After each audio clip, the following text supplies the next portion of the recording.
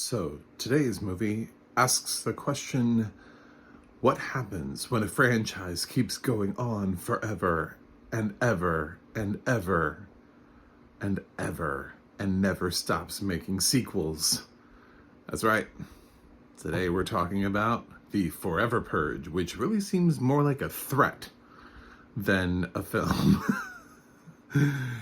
But, and I don't mean in the way that the film wants me to believe it as a threat. I'm Mac from MacMovieGuy.com, and this is your review of the Forever Purge. A couple months late, but to be fair, it did just pop up on HBO Max under recently added, so that would be why. If you're wondering why now, that would be why. Getting this out there so that we can talk about the audio description, so that you know whether or not this is something worth watching. Just to be totally honest, I have no idea what Purges I've seen. I know I've seen the first one. I actually liked the first one. When the Purge first came around, the one with Ethan Hawke, I could still see. I thought it was a cool concept. I was like, oh, look at this. We're doing something different. And yeah, and then we just made a ton of sequels, and every sequel is basically just there's a purge, some people, and people die. And that's it. I don't know what genre we're supposed to be in anymore.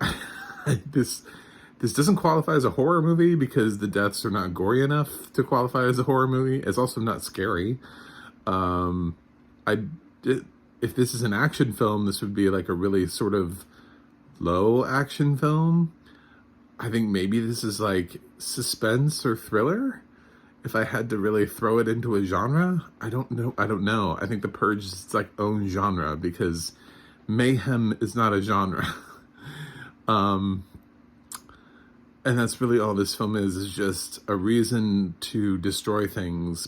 And not even really blow things up, but just destroy things. Kill people and destroy things. On film. So this film also decides to take a really interesting approach because, again, I don't know who the audience for this film is, but this film has decided that we're gonna try to make social commentary out of The Purge, because that's what everybody wanted, was for The Purge to turn into a social commentary film.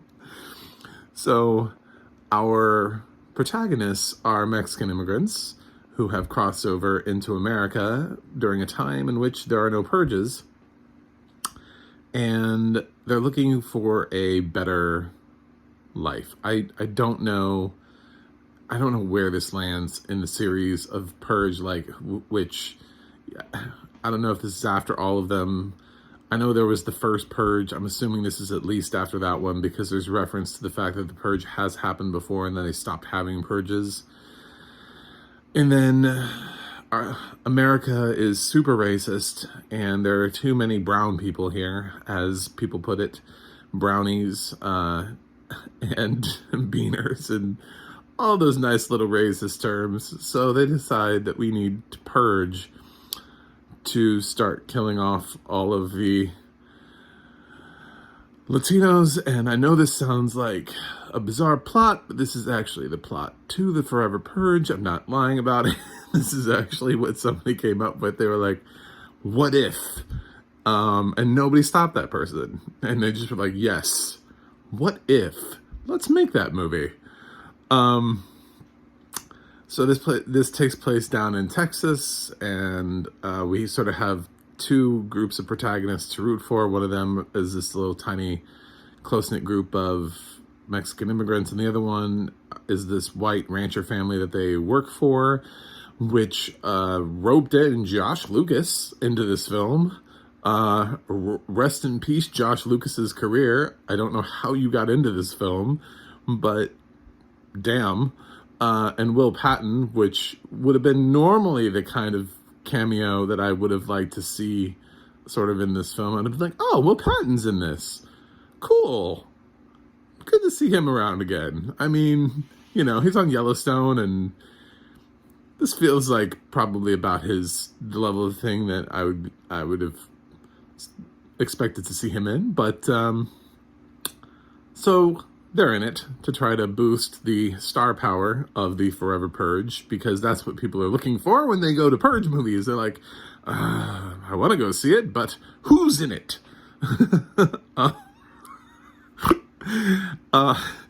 So yeah, so then the racists of America get to vote the Purge back in so they can get really angry and start murdering people. And Will Patton's family, they're like, oh, this isn't right. We shouldn't be doing this. This isn't American. And so they sort of hold up out at their ranch, and their Mexican immigrant workers go to this sort of group place where they can all hold out together and survive the purge. And spoiler alert, they all actually survive the purge. However, when they come out, what they don't know is that the purge is not stopping. So when they hear that siren that's supposed to start the purge, there's this Proud Boys-ish type group that has decided that they're gonna start a revolution all across the country and cleanse America of the impurities. And I think you know what I mean. The film makes it really clear what it means by impurities. And thus, the Forever Purge begins. It's called actually a couple different things. It's called the Never Ending Purge a couple times in the film, just in case. I guess maybe they were they were trying to figure out which title they wanted to go with. So they were like, "Ooh, Never Ending Purge," and then somebody was like, "No, I think they'll confuse that with Never Ending Story." And they're like, "Ooh, you're right. Good call. Let's switch it up." But yeah. So, and then just killing happens. A lot of just sort of random things. There really isn't a villain. The film tries to create a main antagonist at multiple points in the film, but nobody has solid enough backstory. I think because they just assume that we don't care what their backstory is in this film. And when they do get backstory, you just you get slapped in the face with it. Like a character is doing something the whole film, and then suddenly they get backstory, and you're like, "Oh, shit! What?" The main Latina female just all of a sudden reveals her backstory as to why she's badass, just out of nowhere. And she's not necessarily that badass up until the point that the film needs her to be, and then she just drops some explanation in, be like if somebody just is fighting really well, and you're like, "Hey, so I didn't know you knew karate," and they're like, "Oh yeah, I'm actually a ninja, a samurai ninja. I've been doing this for years." And you're like, "Dude, I thought I knew you, but when did you have time to train to be a samurai ninja?" Yeah, she's got the kind of backstory that you just go, "All right, I guess we needed that to explain why she's able to do that, but that doesn't make any sense whatsoever." And I don't know why we waited until 2/3 of the movie to bring it up. But anyway, so the Forever Purge. I don't know what to do with these movies anymore. I could sit here and I could laugh about this movie. This review could be the length of the Forever Purge, because I could sit here and make fun of it. Truth be told, there are worse films. This is one of those things where it's okay, so it's moderately entertaining.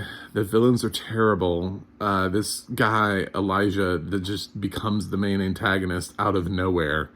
And just we're suddenly supposed to be super scared of him. He's just, I don't know. He just pops up and suddenly it's Elijah's coming. And it's, I mean, there's like a movie playing. They're at this movie theater that gets hit by a tank, but there's like this movie still playing. But like the Forever Purge has been going on for a while, which begs the question: how is the movie playing?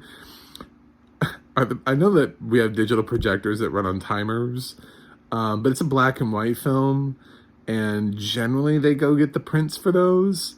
And actually run them through old school projectors. That's supposed to be the appeal sometimes. I know we have Fathom events. So I'm like, is this a Fathom event? And this is where my mind goes. I worked in movie theaters for 10 years, so this is where my mind goes. I was like, is this a Fathom event? But then there are like decorations hanging from the ceiling. Like it's supposed to be like Halloween or something. And just like random purge things. I was like, did people hide in the movie theater during the purge? I don't understand what's happening here. And they watch like black and white movies? Like, what is this? What is this movie trying to tell me with this scene? Anyway, I have to stop talking about this movie at some point because I could literally forever. I could purge this film forever. Audio description. This audio description is actually really great because generally, if a movie is bad, it's been my experience that bad movies always have great audio description. This movie has fantastic audio description, like A-rated audio description. It gives you all of the action sequences that you would need. Everything visually that you need, all of the fight sequences, all of the kills, all of the gnarly imagery that they try to give you, all of the quick cuts. There are little references to like images that even at the beginning of the film we see like life is peaceful, and then it like switches to violent imagery. It lets you know that is happening. There's even a nice little moment where Josh Lucas is staring at a photo, and we get like really good description of the photo. There are roses are this big thing in the film for reasons which you'll find out within the first 5 minutes. And every time we see one, the film always points that out. The film always points out a skull, which is also a big imagery thing. And we see skulls a lot. So it's very good with description. It fills in everything. Everybody has a character name except this one dude who makes it all the way through to the end with no character name, but he was such a minor character it didn't bother me. I'm not even sure he had dialogue. If he did, it was like one line. It's just, I was like, oh, hey, an extra made it to the end of the film. Congratulations. Because the way that the film progresses, they keep trying to.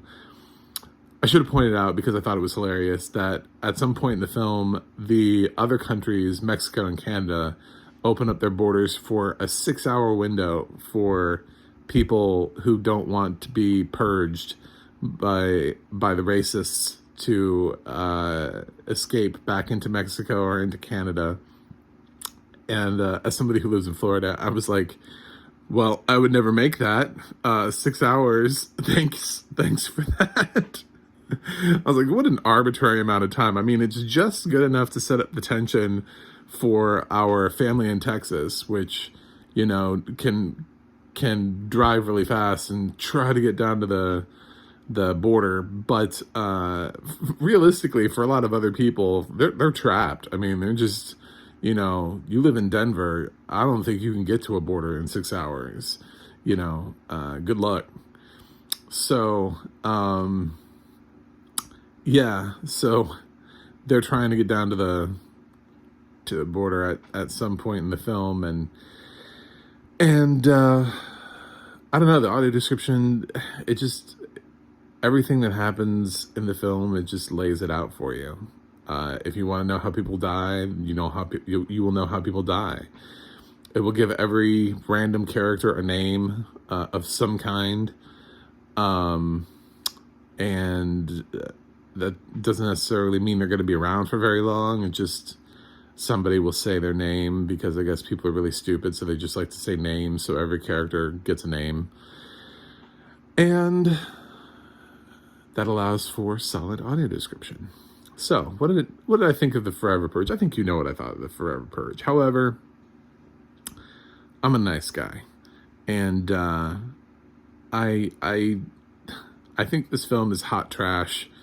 I was gently, lightly entertained by it, but most of the time I was just like, why are we still making these films? Who is the audience for this? I was asking far too many questions about the film. The character development is non-existent, because they don't care. They don't really care about the characters in this film. Everybody is a shallow, one-dimensional character. I just, yeah, whatever. I'm giving the Forever Purge a C-. That's a not recommend for me, but it's a gentle not recommend. If you really like Purge films, then I don't know, watch The Purge. But if not, then this is not going to do anything for you except remind you that this is a franchise that, like Saw and like Paranormal Activity, was once a good idea and is now being beaten to death. So let me know what you think about the Forever Purge in the comments. And as always, don't forget to like and subscribe, and head over to macthemovieguy.com for more reviews from me. And as always, you can find more movies with audio description by checking out the Audio Description Project. Until next time, if you hear the Purge siren, that means it's time to turn your TV off.